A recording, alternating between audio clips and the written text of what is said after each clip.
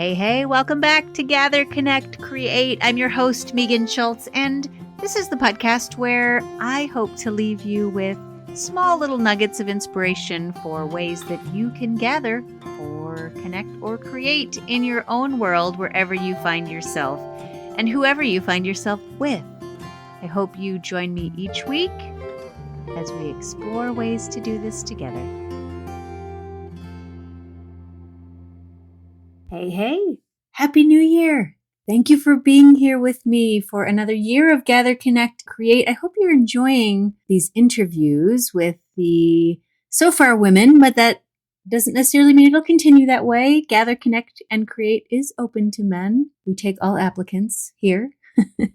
But so far they've just happened to be women because I know some cool women and I want to get the word out about what they do and how you could perhaps borrow from what they're doing in your own community. That is indeed the point of this new podcast. But every so often I will have these occasional solo episodes. And today I just wanted to talk very briefly about a new word I invented. But before I get to what that word is, and if you're on my newsletter, you already know what that word is, I wanted to just acknowledge something that passed by that I forgot to acknowledge, actually. On January 1st, it will have been 7 months that I have been off social media. And for me, that means Facebook and Instagram. And longtime listeners will remember that back in June, I said I was going to give it up for a month. I had prepped myself for the whole month of May by talking with my friend and psychologist, Tekla Brumder-Ross, who specializes in addiction medicine and also in mindfulness, how and where we focus our attention and how to get it back. She has so many helpful tips. So if you missed that series, go back under the Cream City Dreams moniker and listen to our segments during the month of May and then the Fridays all through the summer where we reflected together on the lessons we were learning. But anyway, June 1st came and I took myself off and said goodbye to those two big social media outlets. And I said, I'll see you on July 1st, see you on the flip side. And July 1st came, and honestly, I didn't feel like going back. So I didn't. And then August came, and September, and October, and you get where I'm going. And I just haven't been back since. There have been the occasional times I've peeked. After my 50th birthday, I did pop on the day after to see if there were any birthday wishes. And there were. So thank you if that was you and you left one. And I've popped on, maybe 2 or 3 times more. Sometimes I find it useful if I'm trying to remember how I know somebody or who a person is or how we know each other tangentially to see how we're connected is helpful. But I've been able to figure it out without using that for the most part. So yeah, it's been 7 months and it feels good.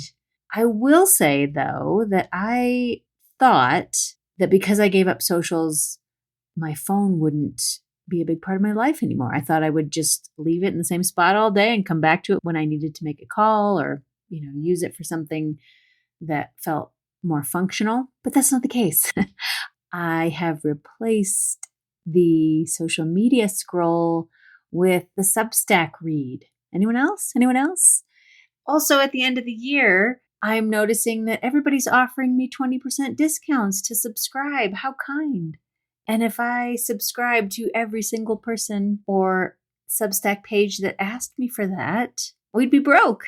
It's a lot of money. It doesn't seem like much when somebody's just saying, oh, it's less than a latte a week. Well, yeah, but multiply that by the 20, 30, 40 people that I like to follow, and dang, I need another side hustle to pay for all those.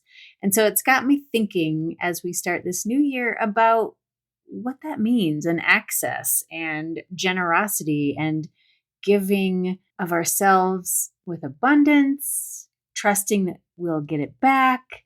Yeah. If anybody who is following me has thoughts on that, I would love to know what you think about the commodification of our creativity.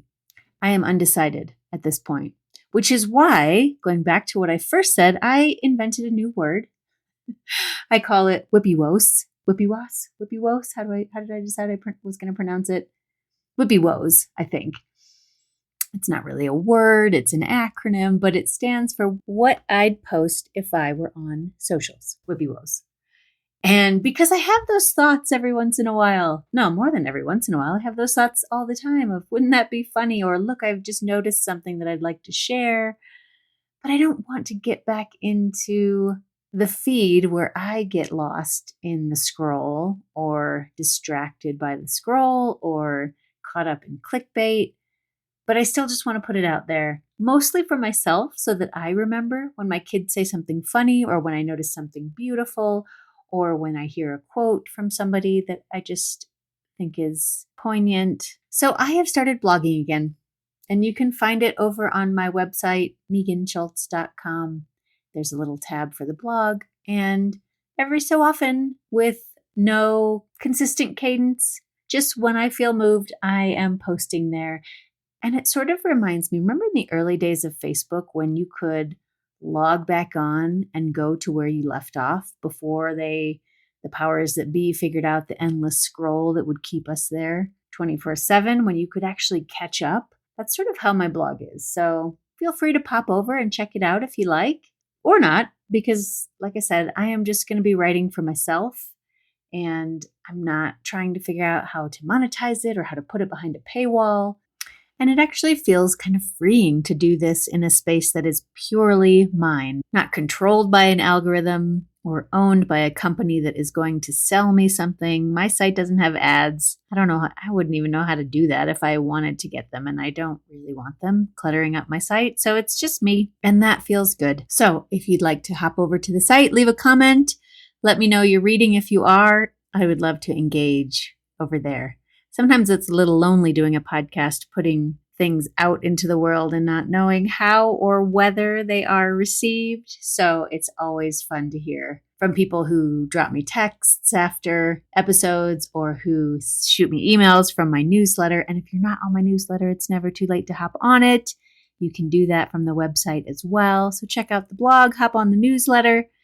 And I look forward to being in community this year in 2026, whether it's online, over the airwaves, or maybe in person if you live locally.